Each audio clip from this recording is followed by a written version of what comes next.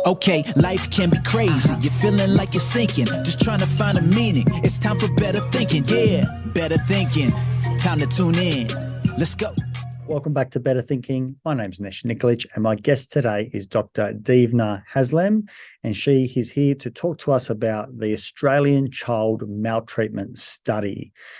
What a pleasure it's been to speak with Divna about this study, the data, the implications for Australia, and I think a hopeful future about what we can do when we have good research that informs policy.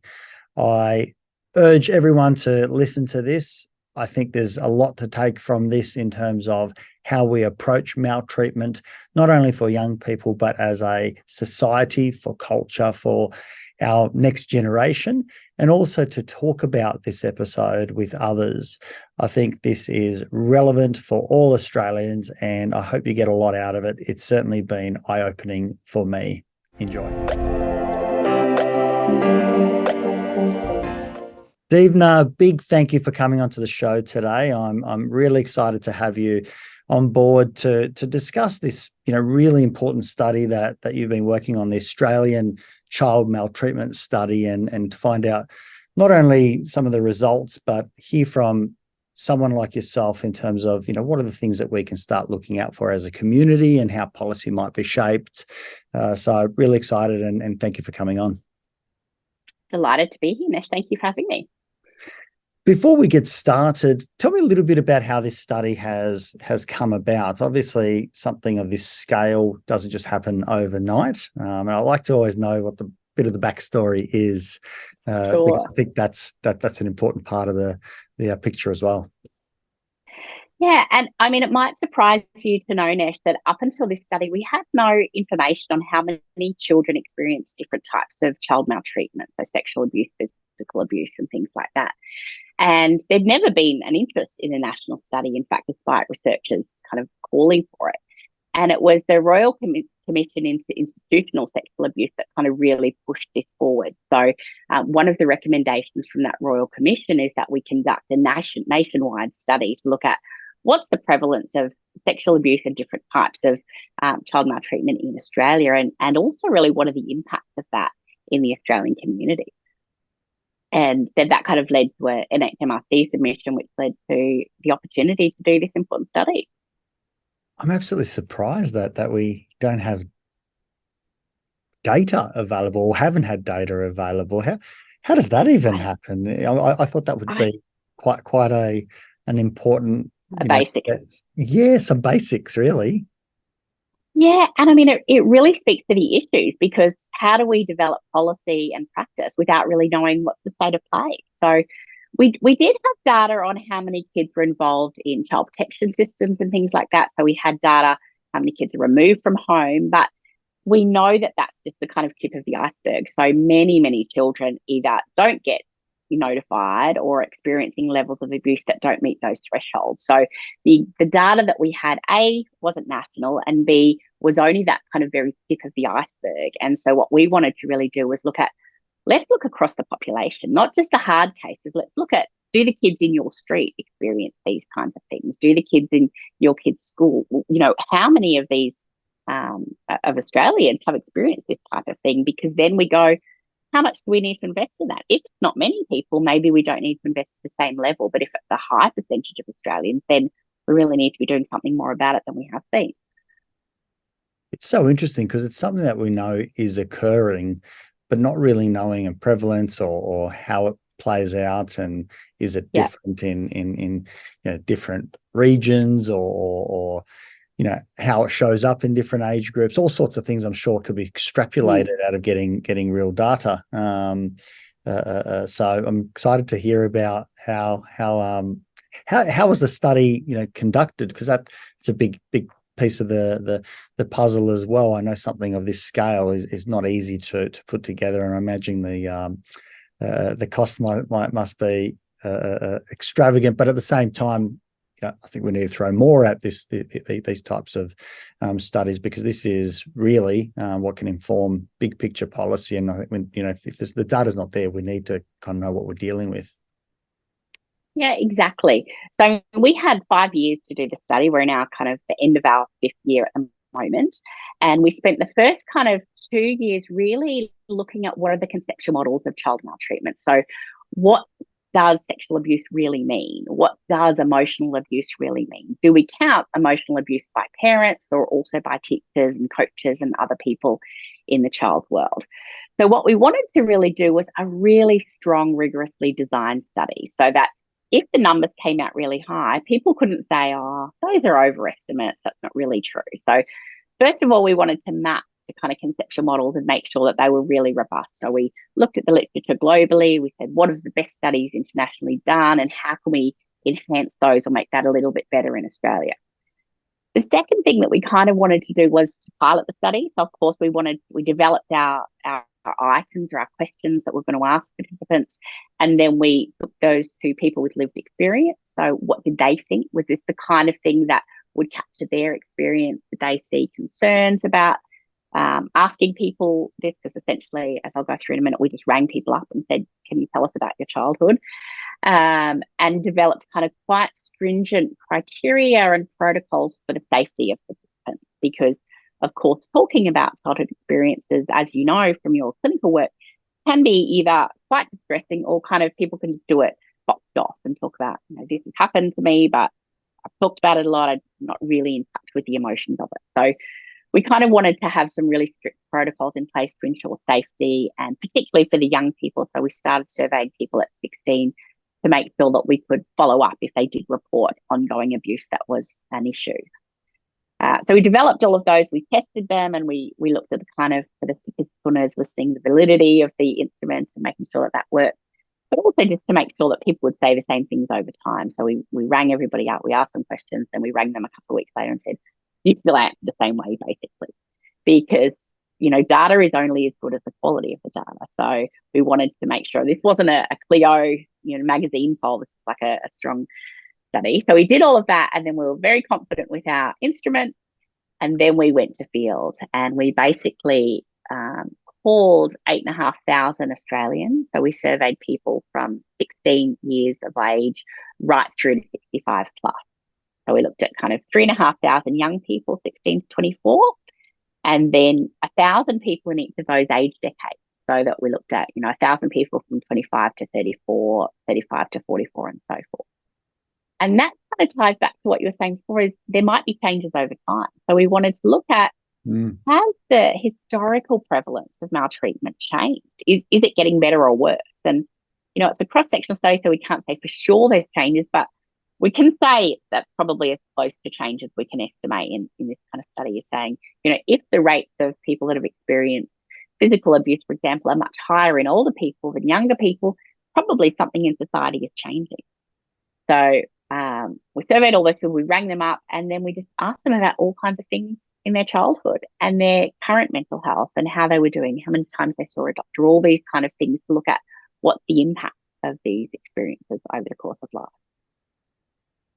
I like the methodology of calling back and asking whether all the answers are still relevant. I know that obviously as a psychologist, we can understand that people might be avoidant or might be overwhelmed by questions. We can, change our mind as to how the language we might have used and so on. So I think it's a really important part of I suppose, the validity of the answers, so they can be robust and meaningful to inform.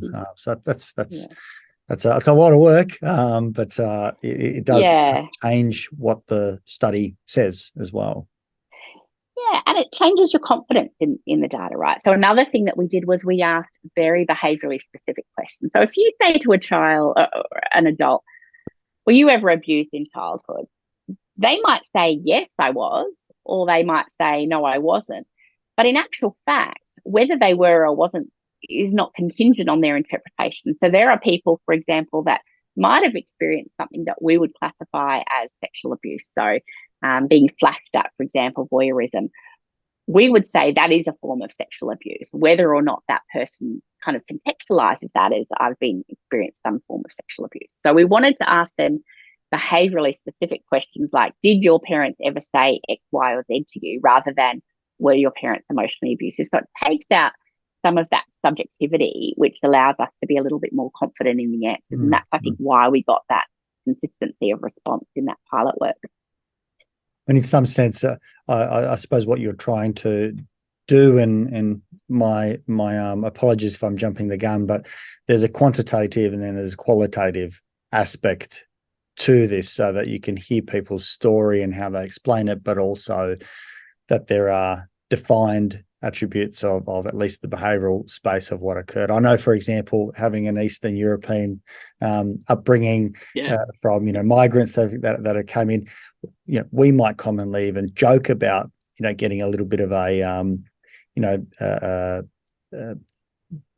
flogging, so to speak, and we might exaggerate that.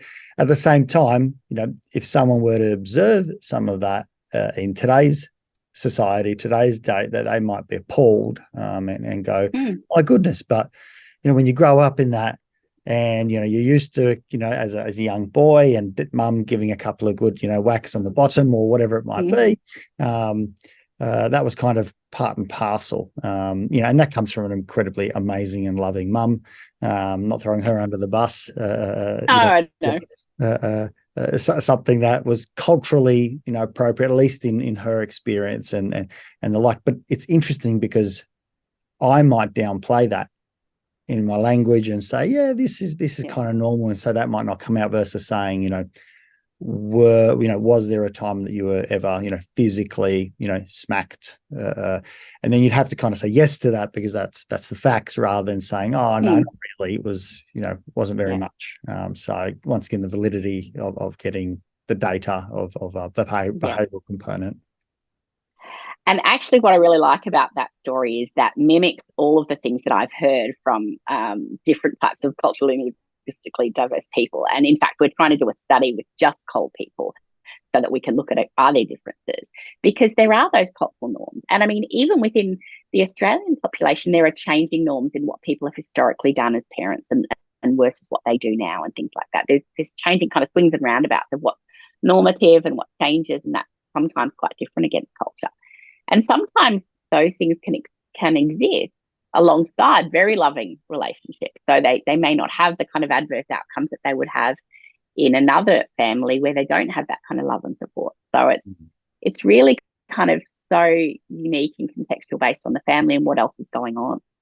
Can you help with defining some of those terms? I know that you mentioned that was the very start of the study, getting some appreciation of what these categories mean, whether it's the sexual, the emotional, physical. I'm sure there's probably other ones that I haven't considered.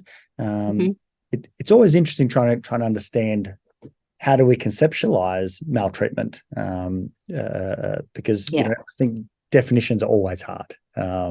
Exactly. And if we kind of go really black and white in them, that gets even more complicated. But I understand we're trying to get an understanding, a picture, to obviously inform the rates, prevalence of maltreatment.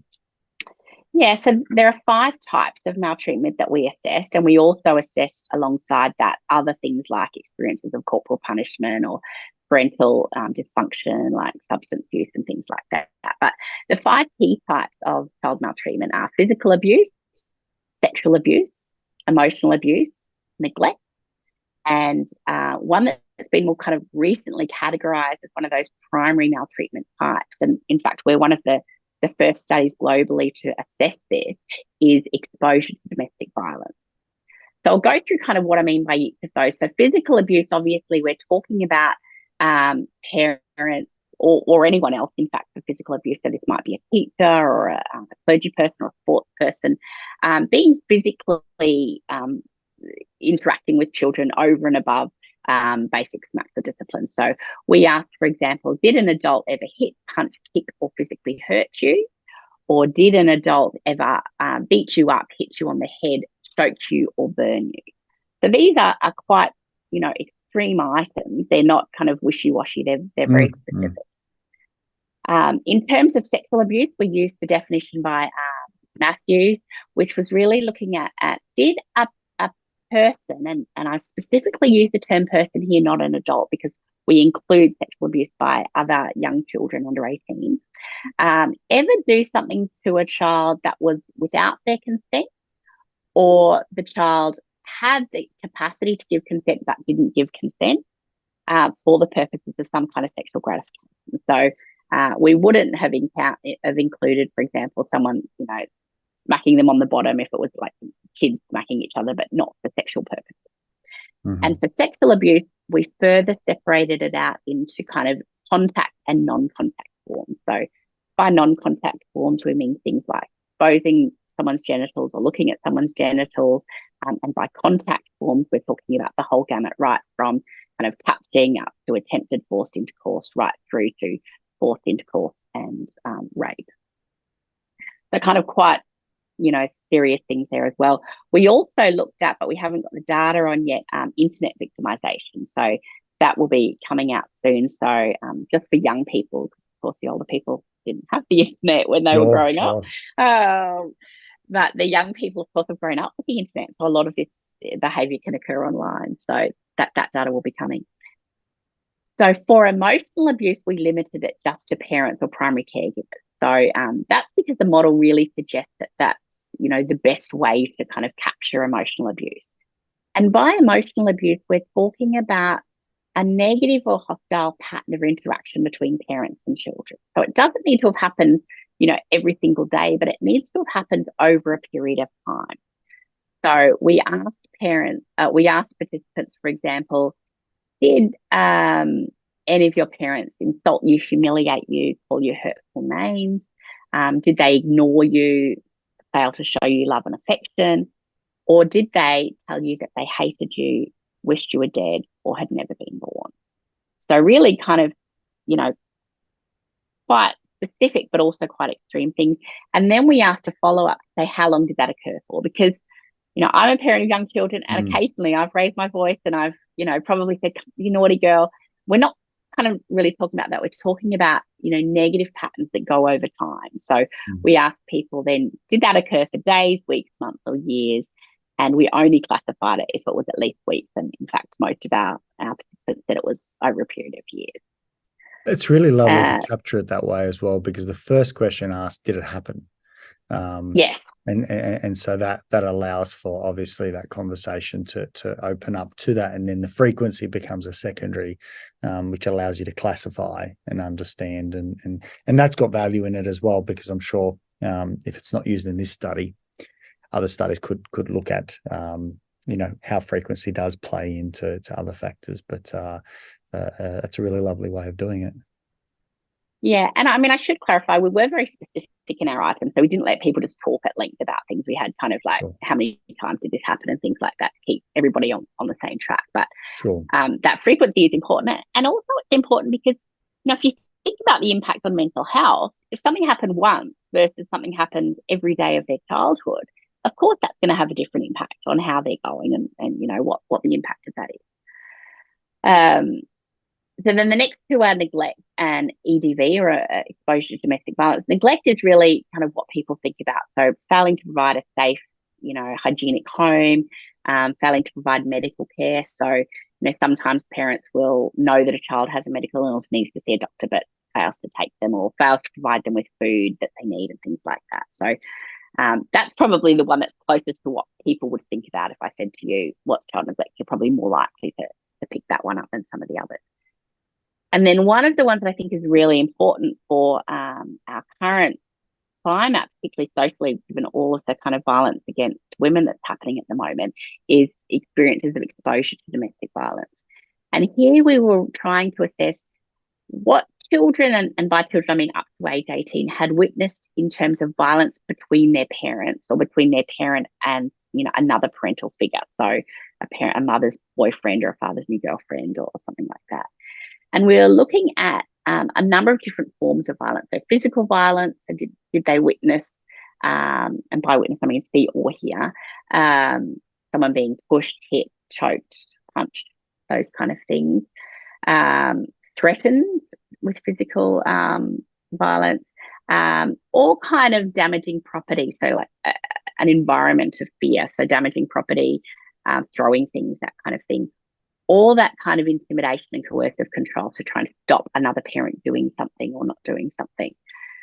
And it's just occurred to me as I'm going through these, I'm kind of mentioning these items, relatively au fait, because I've been working with them for 5 years, but we probably should kind of put, and I'm sure you will, put a warning at the beginning that this is, covers lots of things, because the reality is a lot of your listeners will have experienced some of these things. And when we get to the numbers, I think you're going to be surprised at how common some of these things are. So those are our kind of 5 key types of maltreatment. It's so interesting in psychology that because we try not to shy away from, whether it's in an individual therapy basis or in research, we try not to shy away of what might be difficult conversations. How for us it becomes so easy because it's something that we learn and practice, and obviously we're coming from an objective space, and that obviously helps with putting that space in between. But it's such an important thing that these conversations are had. It's almost like, if we shy away from domestic violence just in case someone's upset by it, it's like the reason why domestic violence is upsetting is because it's a hurtful behavior, and it not only harms the individuals, it harms the children that observe it, it harms the community, it harms culture and how men and women relate with each other, the fabric of society with regards to respect and safety.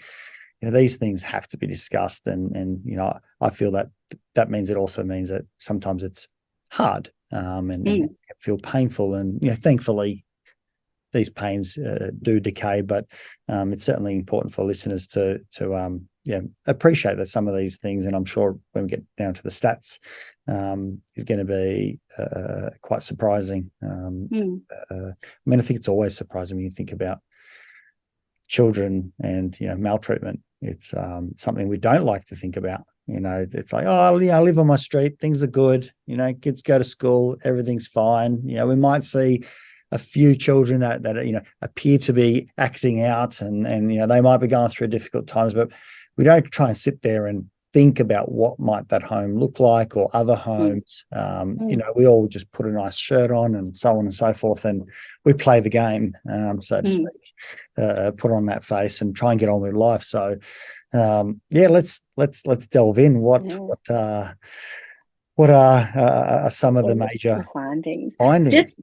Just before I do, I'm really interested in your comments about we need to have these conversations. And as you were talking, one of the things that kind of came to my mind was we also need to have these conversations, because when you bring things out into the open and you give people permission to talk about them and you normalize the experiences, it enables people to be more likely to come forward and to be able to do so in a safe space. So when we kind of think, no one would do that to you, but when we say, actually, this is probably more common than you think, it enables those kind of victim survivors to be able to say, actually, this happened to me. And we know a lot of people have historically not disclosed these kind of experiences. And I would like to see that this data go some way into highlighting that this is a national problem, and this is something that's occurring to many, many children, and something that we need to be able to do something about, and should become a part of our kind of conversations in society. And we'll talk about that a little bit later, I guess, in terms of what do we do with that.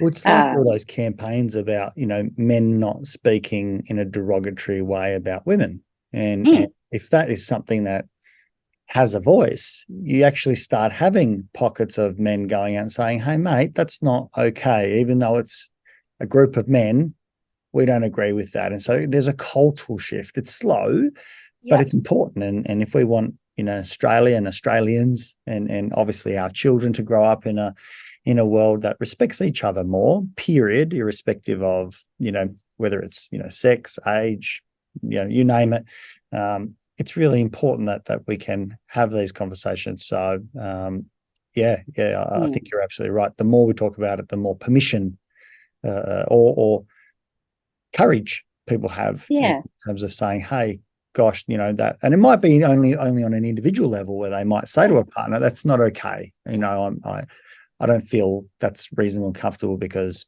I've heard it's not, and it doesn't feel right. So maybe I can have a voice. But really, really important conversations to have. Yeah, and changing those kind of expectations. Okay, so what are the data? Look, you're a clinical psychologist or a psychologist, so I know for a fact that you would have experienced or worked with lots of clients that have had these kind of experiences. So I'm not going to put you on the spot and ask you to estimate what you think the numbers would be. But I am going to just take a moment and ask listeners to think, what do they think? So, to take a moment and go, if you had to say out of, 10 kids, how many do you think would have experienced some form of those 5 types of maltreatment that I was talking about? Take a moment and just have a think in your head. And then I'll tell you what we found. And what we found was that 62% of Australians, 6 in 10 Australians, 16 through to 65 plus, said yes, they had experienced one or more of those 5 types of maltreatment: physical abuse, sexual abuse, emotional abuse, neglect, or exposure to domestic violence in childhood before they turned 18. 62%. Even worse, when you look at gender differences, women are much more likely to have experienced these forms of maltreatment, 65.5% versus about 58%. So there's clearly a gender difference, and we found some gender differences as well in terms of different types of maltreatment. And I'll just give a quick comment about gender diverse individuals. We did assess gender diverse individuals, and the rates that they had were even higher. So, really this is a major issue, is the gender issue. Maltreatment is a gender issue. So, I mean, how does that fit with what you were thinking? That 6 in 10. I was thinking in my mind 50%. But I was thinking maybe I'm overstepping the mark. Maybe I'm overcooking it.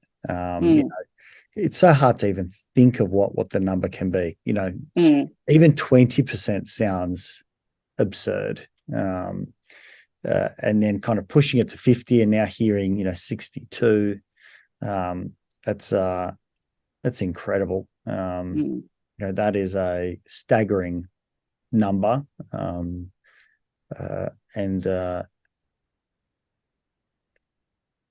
clearly also much more representative. Much larger number than I would even say is represented even in therapy. I would not go out and say that 6 in 10 clients report that. Yeah, report that, and maybe that also, to be fair, is because exposure to it, experiencing it, doesn't necessarily mean that it is causing maladaptive problems in a lifetime, but it's certainly very, very high, isn't it? Maybe on the positive, it demonstrates our robustness, that there is a capacity for us to see well beyond these great challenges. But that's staggering. And I mean, what really shocked us as a team was that that's the majority. It's not that this is a small group of people. And, you heard me say some of those items earlier. These are not wishy-washy. Were your parents ever a bit mean to you? Did your parents ever tell you they hated you or wished you were dead? So that it was quite shocking. Let me unpack for you a little bit more of the different types, because there's 2 other key points that I wanted to mention here. So first of all, I'll go through the types, and then I'll mention. Actually, maybe I'll just do it now. The other key finding that we found was that most people that had experienced some type of maltreatment, so of those,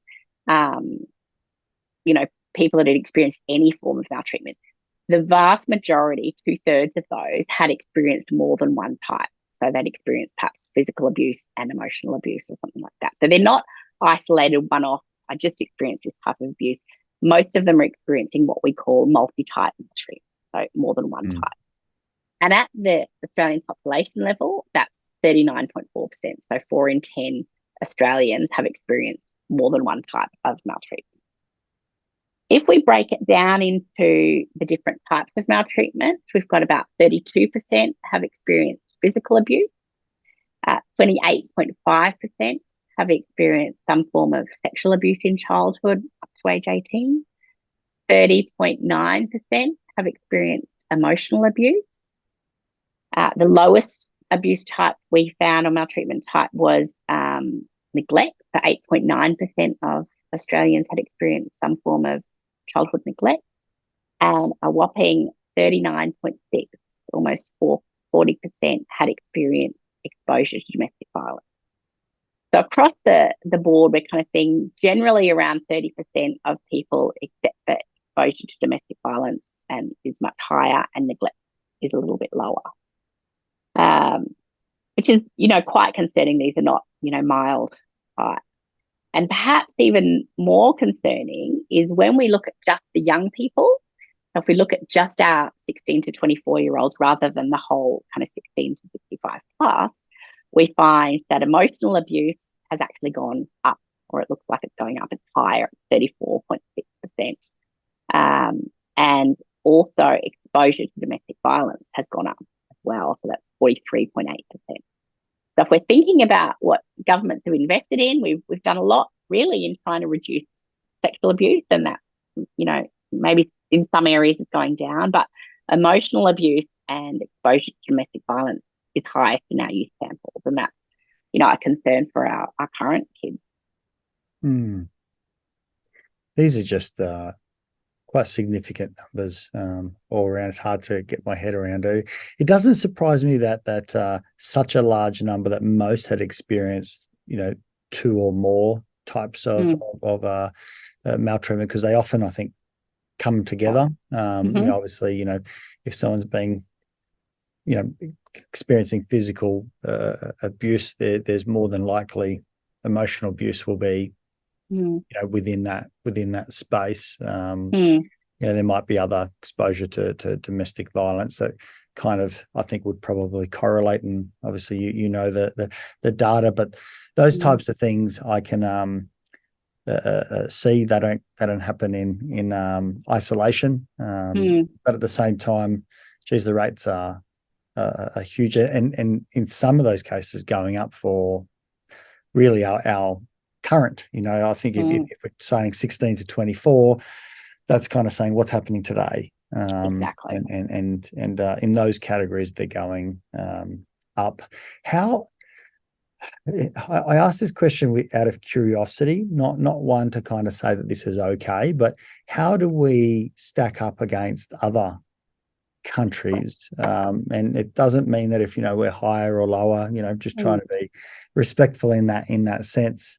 This isn't a better or a worse, but are these the types of trends that we see around the world? Is our culture somehow has a forcing function for this to be higher or lower? What does the world trend look like? And I know that country to country will be different, and regions, I'm sure, and maybe it's very hard to even comment because these types of studies are so detailed about how to do it, so it's kind of apples with oranges comparison. But what's your thoughts on a general basis? How does Australia show up in the data? Yeah, it's a good question. It's kind of tricky because like you said, it's apples to apples and oranges, whatever that term is, apples to apples. Yeah, because our study asked retrospectively, so we said 16 plus, and a lot of studies actually just directly ask the kids, and so that's good in some ways because you get it directly from the kids while they're children, but it means that you get kind of underestimates of what happens throughout the whole of childhood, because of course if you ask a 9-year-old, they're only able to report up to what's happening when they're 9, whereas you're not capturing that kind of, particularly for sexual abuse. We found peers were a big perpetrator for sexual abuse, so you're missing those kind of things. So I think overall for some areas like sexual abuse, we're probably on par, for instance, with the UK. But in other areas, I think it's a bit of a poor report card for Australia. And certainly, that the numbers are staggering. But when you think about that, those statistics represent children and families. And when you think about a child that is growing up in a home where they're experiencing physical abuse, they're experiencing, maybe emotional abuse, and then they're going to school and they're getting, additional vulnerabilities from home that are putting them at risk for other things in school. It's kind of this, negative cycle that can happen. So that kind of kids get more disadvantaged over time. So I think in fact, some of our other work about multi-type maltreatment found that family-related risk factors, so having a parent with a mental illness and things, increase the chances that there would be multiple forms of maltreatment. So, you're getting these highly dysfunctional homes where kids really are not benefiting from those factors that give them the resilience that they need, and that's why, you said some of the good news is we're doing better, in terms of mental health and things than we could. But, that depends on whether there are protective factors in place and what's going on in those families. Do they have somebody that believes in them and that can kind of mitigate some of that adverse experiences that might be occurring in the home? Or, sometimes the abuse or the maltreatment is occurring elsewhere. So you might have physical abuse from a teenager, but they have a loving home, and that's why they seem to be doing a bit better. So, that's one of our areas that we're going to be looking at in the future is, why do some kids do better? And, we'll talk about the impact on mental health and suicide and things in a moment, but why do some kids do better and some kids don't? We don't really know that yet. Where we need to go next. It's fascinating to try and think about how these come about. And I was actually speaking my most previous podcast with an author, Helen Joyce, who has written on many topics, and one of them being about sexual assault and pedophilia, and it didn't occur to me until she said it, but then it's kind of like bright as day, that most of it's not necessarily between an adult and a young person. It's actually peer to peer, and that was quite obvious and surprising at the same time. And that's the point of these conversations of saying, how does maltreatment, abuse occur, and therefore, as parents, how do we do this? How do we protect our kids? How do we understand this? I mean, I know right at the moment we one of our children has been invited to a sleepover, and we're not against sleepovers. It's a very nice, beautiful part of childhood. Yeah. At the same time, it brings a level of nervousness, and if we were to ask the question, what, don't you trust these? And it's like, no, I do, but I don't trust statistics. I don't want to. It's no different to, I do trust myself driving, but I still put a seatbelt on. There's something about it, and how we do it. We don't want to protect our children so much because that can have its own harms attached in how we do it, I suppose. But these are all questions that I'm sure all parents wrestle with and struggle with. And how do we do this? Because we love our children. At the same time, we want them to be, experiencing the whole of life, not just cottonwooling them,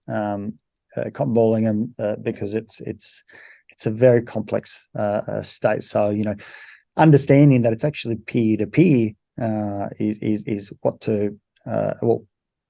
a place to look out for. And it's like so obvious once it's said, but at the same time, I like looking foolish because it helps me learn. It makes me a better psychologist, makes me a better human. I'd like to think it makes me a better dad. These conversations. So, yeah. How does this inform? Maybe you can talk us through some of these aspects and what you're beginning to extrapolate, and what are the understandings around this too? Yeah, and I think what you've captured there is some of the changing perceptions that have occurred. So, back when I was growing up, there was a big focus on stranger danger, and everyone was worried, don't get in a car with someone and things like that. And so that's kind of carried on in our head, and you're probably the same. You think, oh, we worry about the strangers, and then you find because that's out what they from do, right? They jump out of cars, they grab kids. Here's the candy, But that's not the majority. The majority of kids that are experiencing sexual abuse are experiencing it from somebody that they know, and it might be a family member or God, in Brisbane, we've had some horrible cases about daycare perpetrators and things like that. But as your previous guest said, a lot of that is peer to peer. And so what we need to do as a nation, I think, but particularly as parents, and I've done a lot of work in parenting, it's an area I'm really passionate about, is making a difference, is how do we empower our children to know what's safe and what's not safe, and to react if somebody does do something. So, things like being very practical, talking about anatomical names. So my children can talk about, this is a penis, this is a vagina, rather than using the kind of wishy-washy, someone touched you where you don't like, because what does that mean, right? So they need to be able to use those things, and there is in fact data that suggests that some perpetrators are less likely to molest children or abuse children if they appear kind of confident and knowledgeable. But then what do they do? So do we talk to kids about, if something happens, if somebody touches you in a way or touches one of these parts of your body, that's not okay. And, this is your body, and having those kind of body ownership conversations.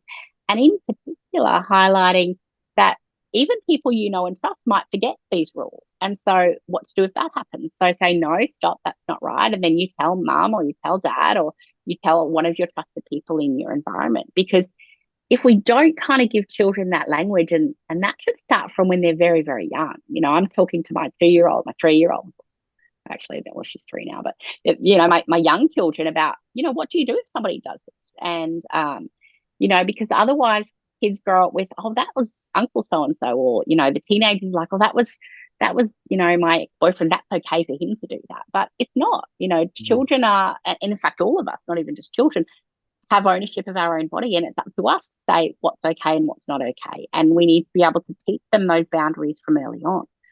So there's those kind of practical things that parents can do, but also a lot about, thinking about, preventing other things from occurring. So there's new data that's come out of the longitudinal study of Australian children just recently, showing that positive relationships with parents in adolescence actually is a protective factor against intimate partner violence, the year or two later. So even that kind of open relationship where you're talking to children about things actually does protect them from further types of adversity, external to them.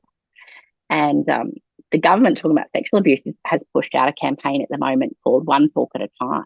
And I would encourage you to have a look at these videos. There's a series of videos that just show kind of parents talking to kids about, hey, that's not okay. If somebody approaches you online and asks to see this, that's not okay. And we can go in and readers or viewers can kind of link their government website to get resources about how to talk to kids and things like that, because it needs to be not a single conversation. It needs to be going on. And then when you come to that situation where your child is saying, can I have a sleepover? You get to make that decision with them about, are you confident that they could handle things if something inappropriate was approached them? Do they know how they would respond and what they would do? Have they got a way of ensuring they're safe? And do they have the skills to kind of navigate? And then you get to make a decision as a parent. Yes, how much you trust the family that they're potentially sleeping with, and that might vary from family to family. But also, how much have you empowered your child to understand, what and when and how to react?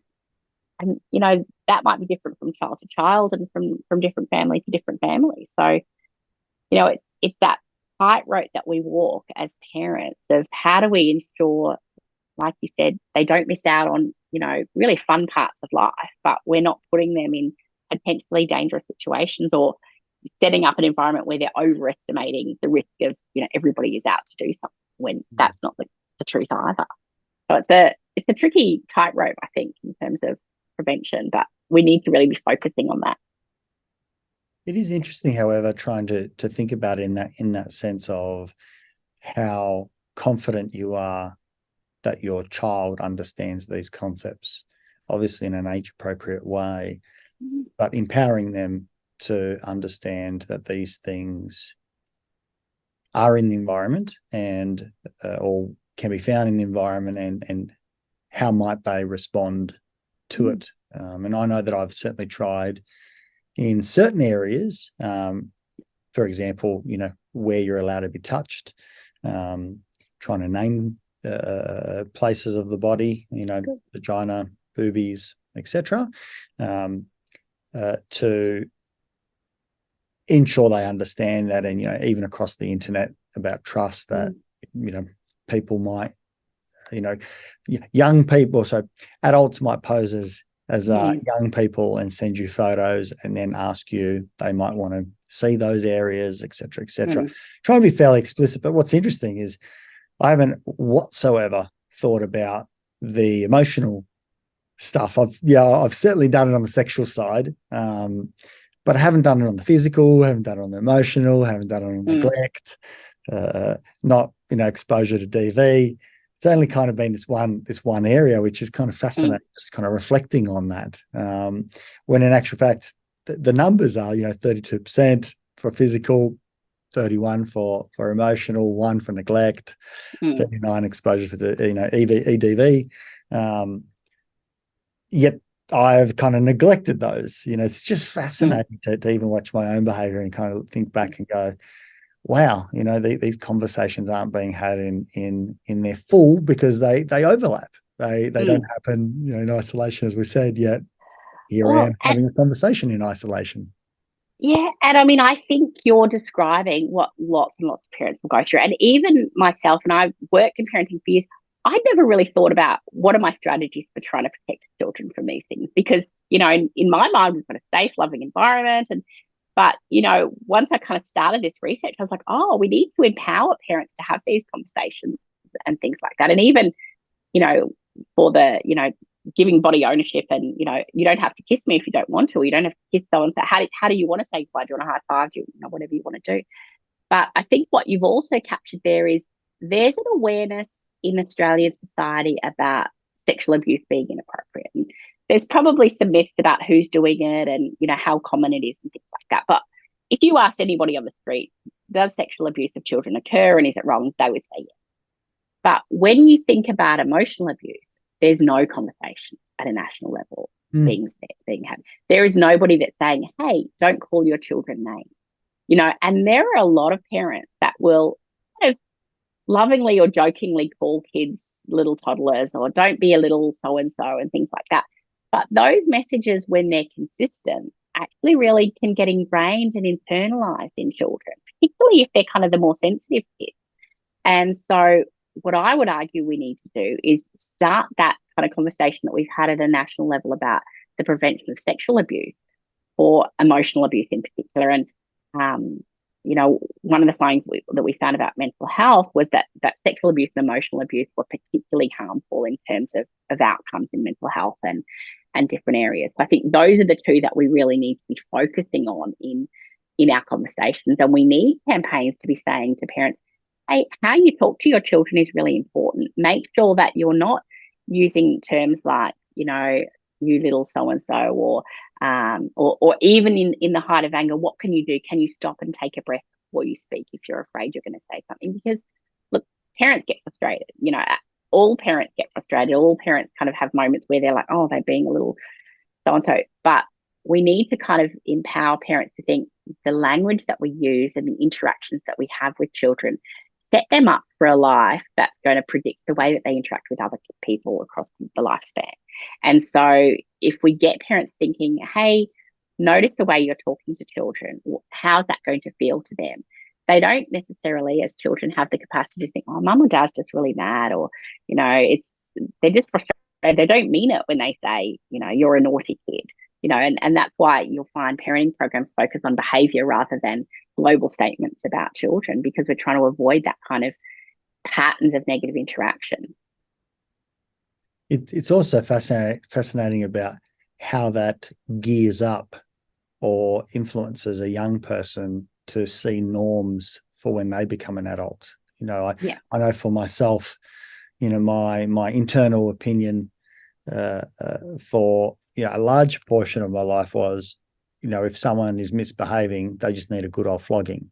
Yeah, Because because that's how you were raised. Absolutely, yeah. right. And it's like, and I'm the proof. I learned my lesson, and it's correct. So it's that real naive space. But what I think a more sophisticated version of that is saying someone really needs concrete boundaries about what is okay and what's not, and reinforcement, both positive and negative, versus your shortcut of someone needs a good old flogging.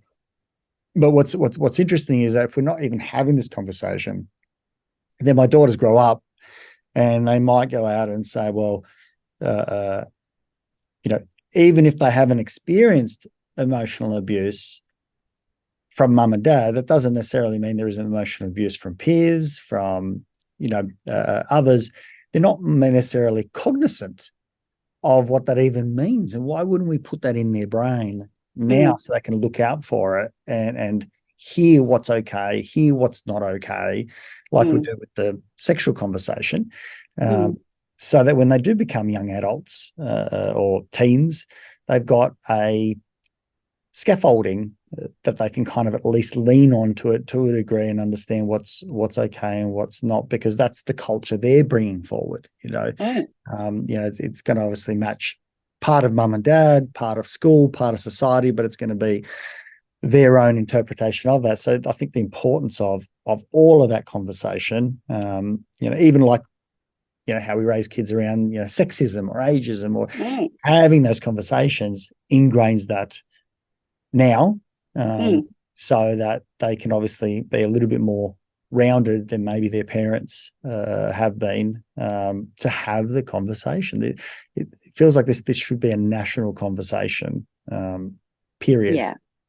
Yeah, I mean, 100%, and that's what we're kind of pushing for is emotional abuse to become a part of the prevention of maltreatment at a national level. And you're right that kids learn about their own sense of worth and what's okay and not okay in relationships from family, and then they take that out. And we wouldn't call that kind of abusive behavior from peers emotional abuse, but it's still emotionally abusive behavior in a sense. And so when we tell kids that that's okay, that changes the way that they think and what they accept. And what we want to do is do everything we can, like you said, to proactively raise children that know their boundaries and know what their worth is, and are not willing to accept things that deviate from that, or push those boundaries. And that's the only way we're going to get changes at a national level. And the fact that our some areas of sexual abuse is declining, in young people, particularly parental abuse by parent figures has declined in our youth sample. That tells us that these national campaigns can work.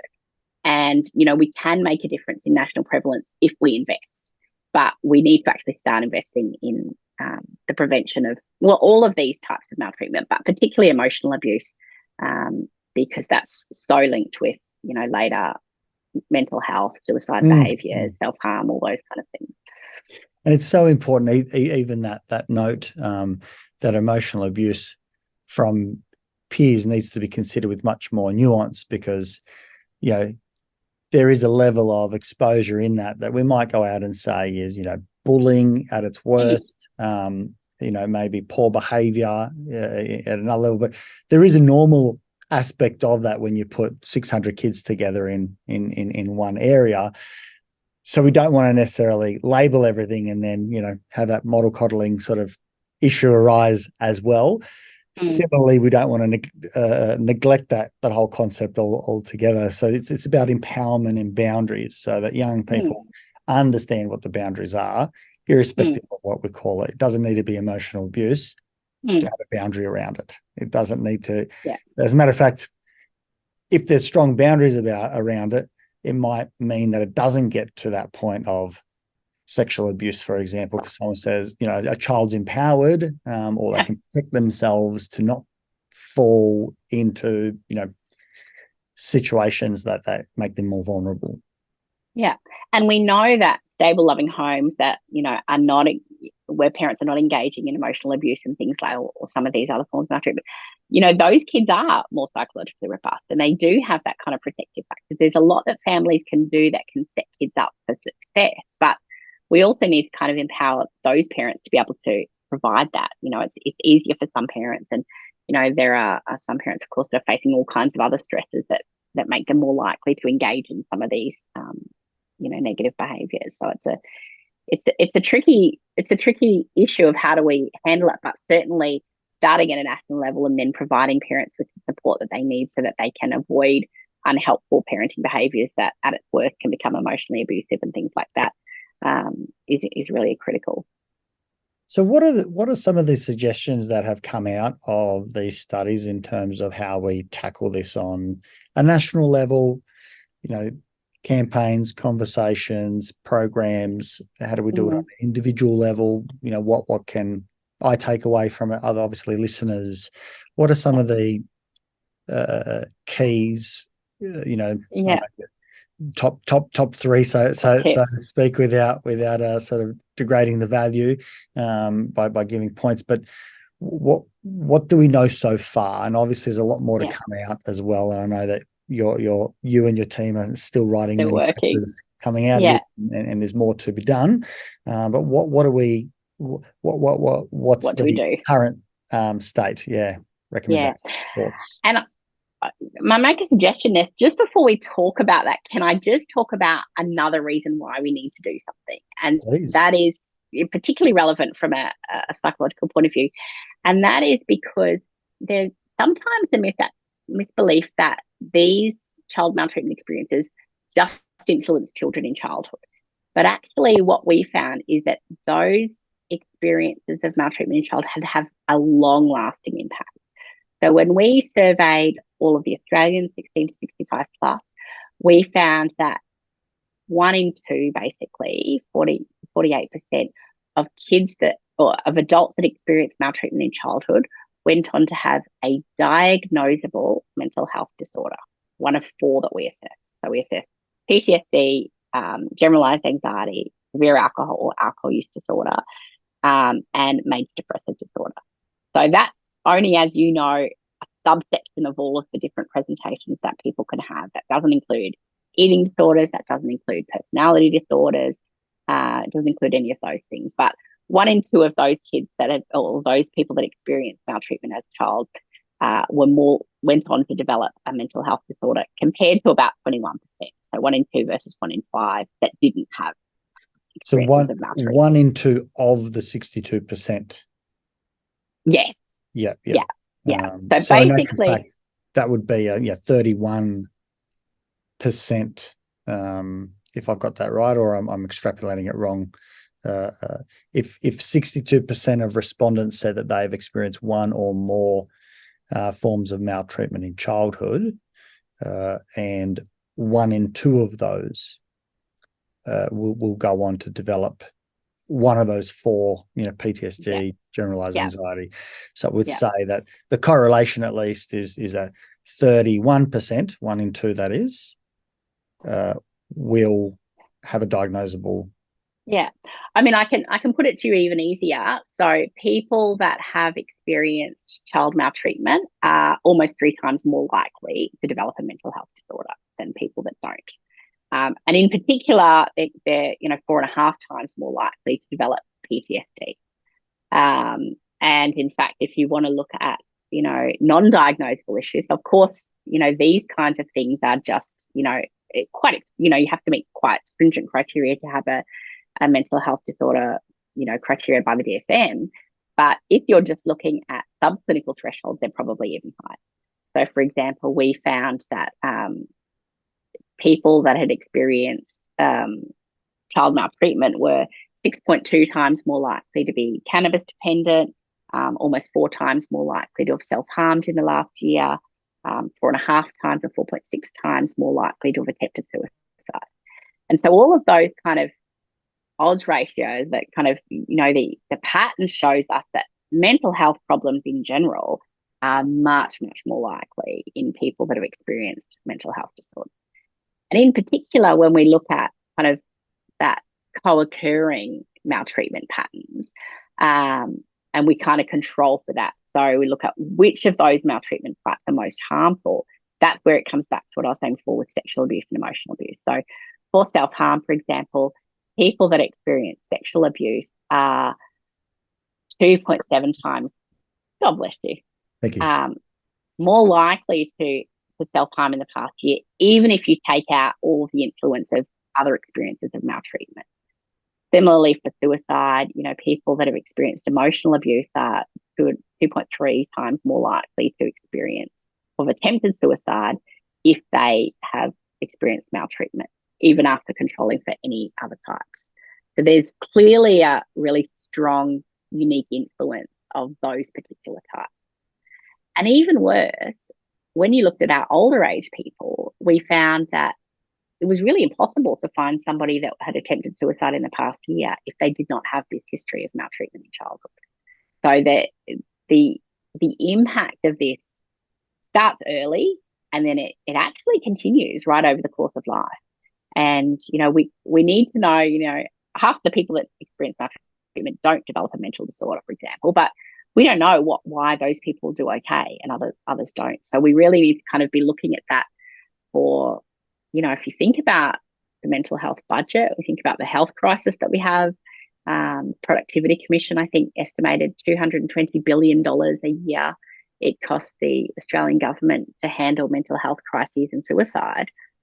We could prevent a fair chunk of that if we could actually reduce maltreatment. So it's, there's the reason for reducing maltreatment because it's harmful for kids and it's wrong. And as a moral imperative, absolutely, no child should be experiencing this. This is never their fault and it shouldn't be happening. But also from a national level, it costs our country a lot of money. And so we need to start thinking about prevention and reallocating that money that we're currently spending on tertiary services and, investing in better health access and all those kind of things with prevention, because we could potentially divert some of these cases of mental health and suicide behaviour. So that even psychologists, they're 3 times more likely to see a psychologist, to see a psychiatrist. So that, these are the people that are our bread and butter as psychologists. But, and they may or may not disclose their childhood history. And it may or may not seem directly relevant to them, but statistically on paper at a population level, there's a really strong connection there.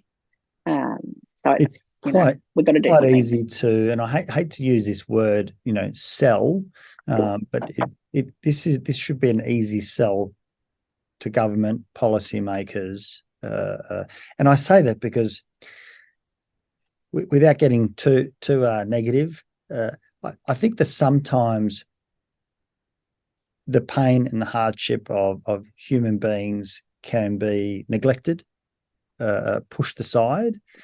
And for some, when there is an immediate attributed cost factor, it's easier to sell that and say, we could reduce this by, X, which can then be reallocated, I'd like to think, back into the same thing until we can exhaust that, at least, play out most of the interventions, thoughts, gambles that we run as to what's going to work. We've got to try something, but we should be doing that, because when we have a look at those numbers against the total population, the rates are staggering, and that has such huge implications. And I would like to think that the sell should be quite easy, of saying this is something that even if the prevention model, early intervention prevention model only accounts for 5%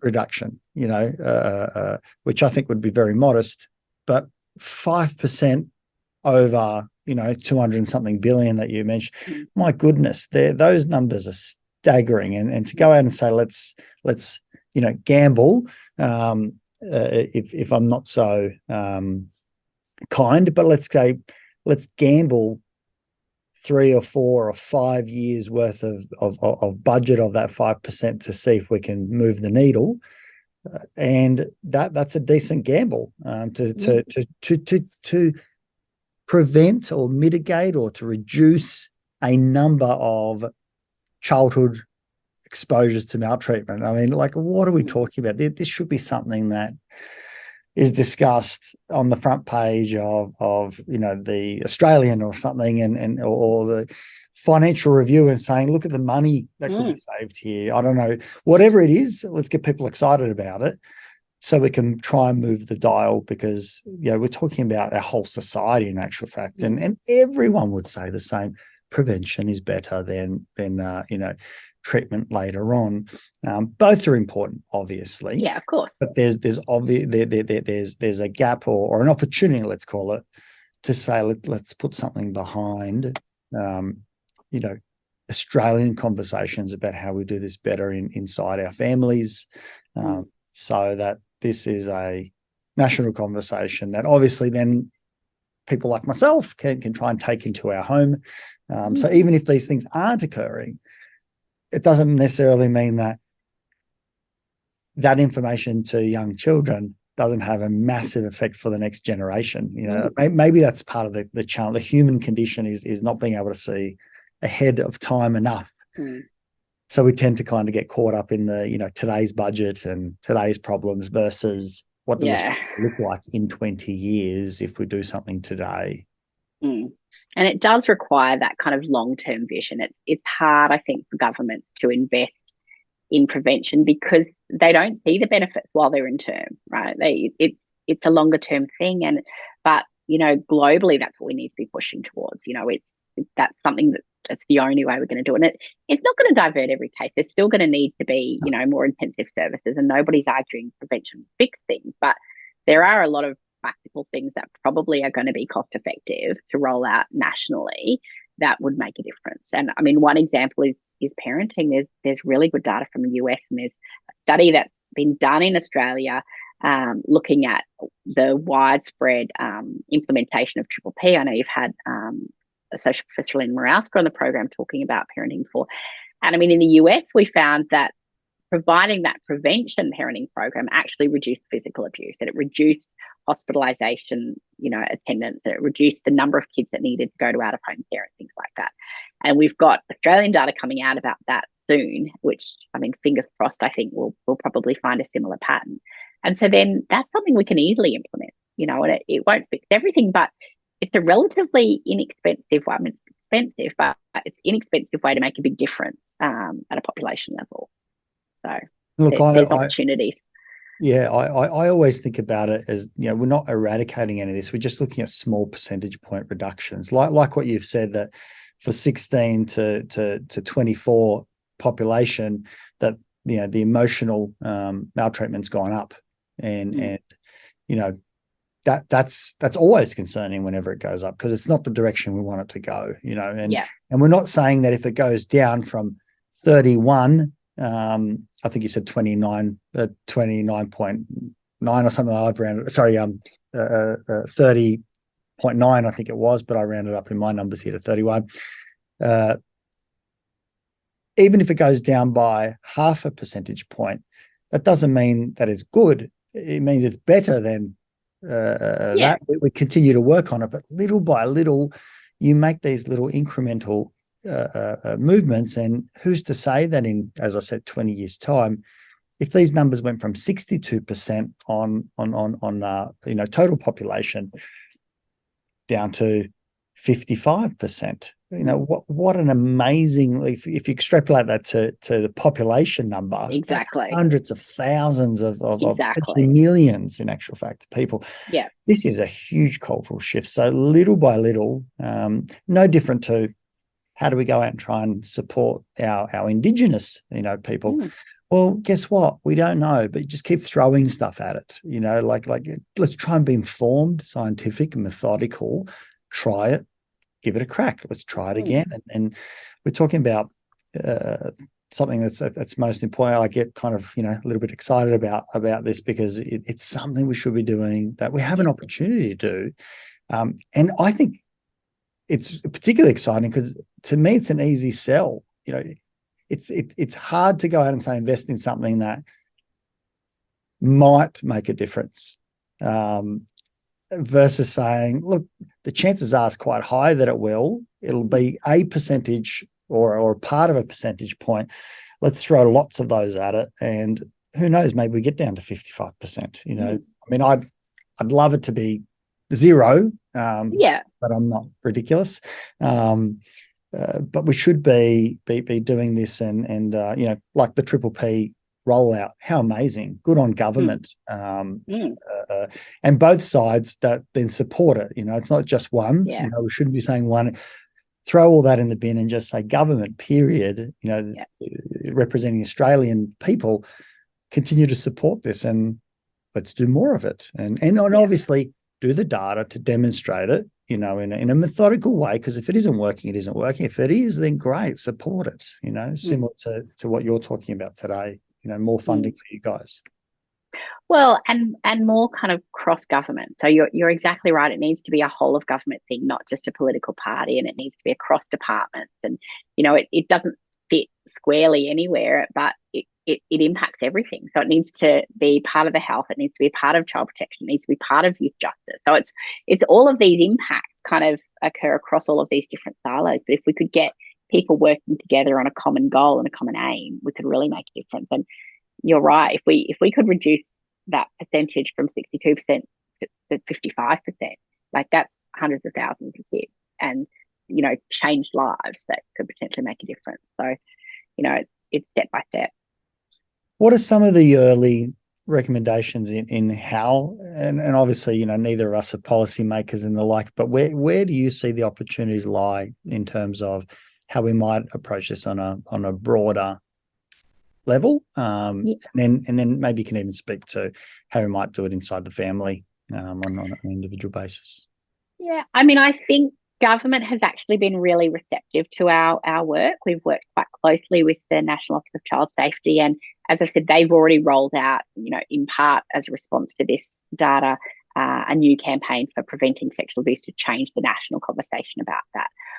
I would argue that we really need to, or our whole team, actually, I should say, I'm talking on behalf of our whole team here, would argue that we need, you know, a whole of government approach. So we need to not have it sitting with health or something like that. We need a whole of government approach.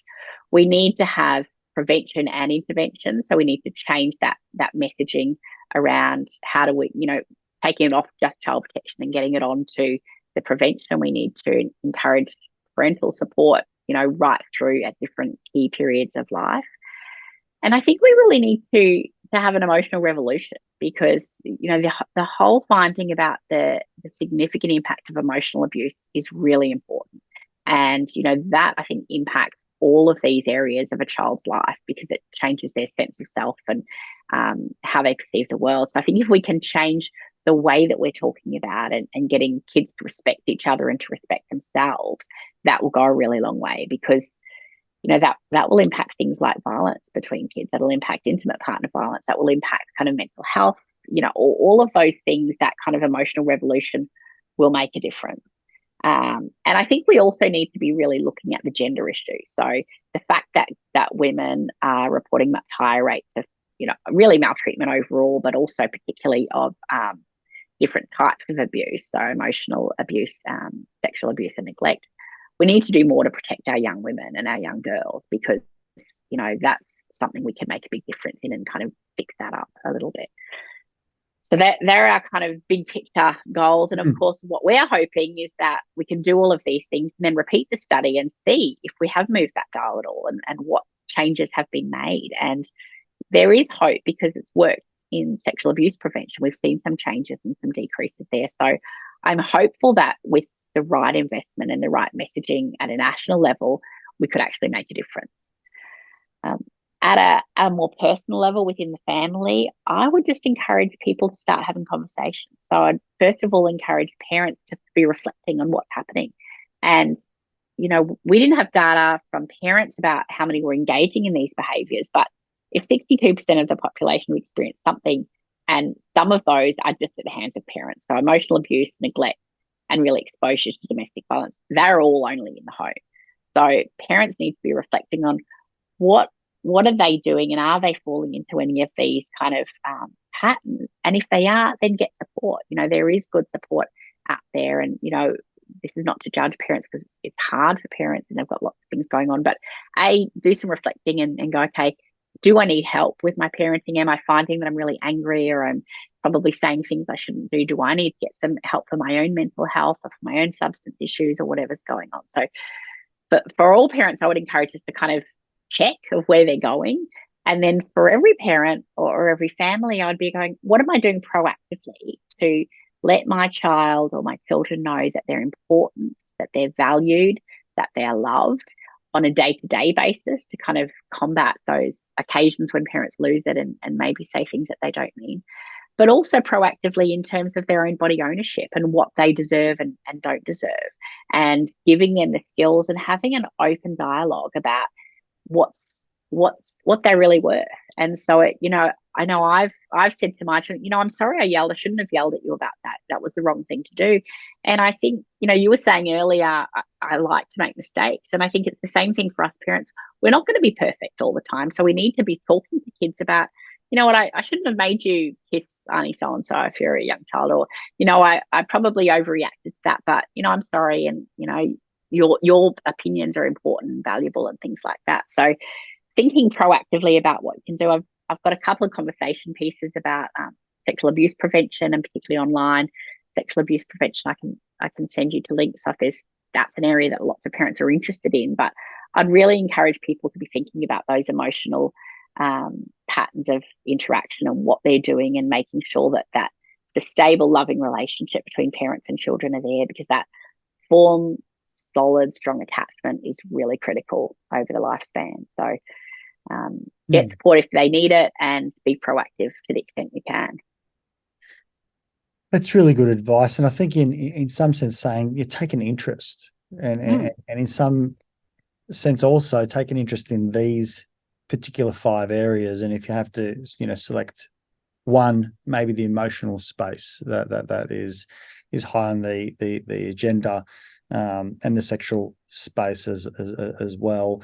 Not suggesting that the others aren't important, but understanding all of them, and maybe that interest means having those conversations, not only with your kids, maybe with your other friends as well, and kind of say, hey, I listened to this podcast, and this lady, Divna, was talking about a massive study, and 62% of Australians have experienced this, or these maladaptive, these maltreatment experience in childhood. What does it mean? How does it play out? How can we make a difference? What's interesting about this in terms of how we can change the narrative and the conversation, become part of that, rather than just neglecting that space as well, because it affects everybody. Amazing, absolute study. Where can we find out more? Like, obviously, you and your team, you're publishing still lots the data, and there'll be some follow-up studies as well. Where do we find out more about this, about the resources? I think you mentioned about One Talk at a Time, I think it was called, and you've mentioned a couple just a moment ago. Where can we find out more? Yes, so for research about our Australian Child Maltreatment Study, they can go to acms.au, and that has a whole host of resources there. It's got links to our scientific papers for the research people, but it's also got a really nice report for lay people. So if you're, if you're thinking about other practitioners or parents, like that's the kind of thing that they can read. It's nice and easy to process and understand. There's infographics there for people that are wanting to kind of share things with clients, or, even just on their social media and things like that. So please download, share away, all those kind of things. The One Talk at a Time by the National Office of Child Safety. You put me on the spot. I'm not sure I know 100% the website, but I think it's childsafety.org. But I'll send you the link, and you can put it in your synopsis, absolutely, or wherever you put that. We'll make sure but I would really, I think you hit the nail on the head with it. It's multiple conversations. It's talking to our kids. It's talking to each other, and we can actually change the narrative and prevent child maltreatment in Australia. Such an important topic, and Divna, I can't thank you enough, or tell you how much I appreciate you and the work that you and your team are doing. I hope that much more government funding is utilised for these types of studies, so that we can know the data, understand what the lay of the land is, and therefore be informed about how to do this, and then pilot up some studies and see what we can do. Hopefully some monies can go towards saying, let's select a region and do some campaigns, do some programs, do some education with parents to see what works before we roll it out to the whole of Australia. I'm sure that's on the agenda. If not, it should be, to make a difference. And how rewarding has this work been? Before I let you go, how has this been for you, as a human, as a researcher, as an academic, and as a parent? Yeah, look, I mean, I just feel so grateful to be doing work that's really meaningful. And, at the end of the day, if we can change that dial, it's made a huge difference. But it's nice to just go home and go, I've made a difference. And sometimes I talk to the other kids like, what do you do at work in that office? I'm like, we do data that makes a difference, and that's what it is. So it's, I love it, and I appreciate the opportunity to be here and share that, how important it is and how passionate it is. All my friends are like, please stop talking about this to us, but it's something that we really need to do, and I'm excited about it. One other thing that just jumped out at me as well, you did mention briefly that there's even increased rates for gender diverse, transgender, gender fluid, so on, population that is above what we're talking about here as well. I think that is notable as well, because that's a very defined, subsection, and hopefully there's interventions around how do we address those, whether it's a cultural called type thing, an LGBTQI space that we can inform ourselves a bit more, so that, all parents within their context can understand, how do we do this that is appropriate for us individually. Is there any papers or anything that have started to dissect it in these types of ways yet, or it's still early days? There are. So our main prevalence paper by Matthews et al. Does talk about the prevalence of those 5 types at a whole of population among gender diverse people, but most of those people were in our youth sample. So there's kind of a little bit of things. We have 2 papers under review at the moment, looking at these in a bit more detail. So it's a wait and stay tuned for that data, really. It's so interesting to start dissecting everything. I imagine for you and your team, it's like, where do you start? Like, we could just, once the data's there, which is so important and valid, you can do so much with it. But Divna, thank you so much. As I said, I appreciate you and for all the work that you and your team do. It makes such a huge difference, certainly to me, feeling that there's academics like you, people who are passionate in this space, that do believe in very strong methodology and the scientific method, and informing Australians and government and policy about how do we do this to make a genuine difference. And this is a collective effort, but certainly thank you immensely for your work and efforts and inspiring others, and I hope many more join the team, and we can maybe have a conversation in the future about how things have moved in the right direction. Yeah, thank you. And I will just call out our lead investigator, Ben Matthews, who's done an amazing job of corralling all of us from across Australia, and in fact the UK and the US as well. So it's been a huge team effort, and I'm grateful to be a part of it.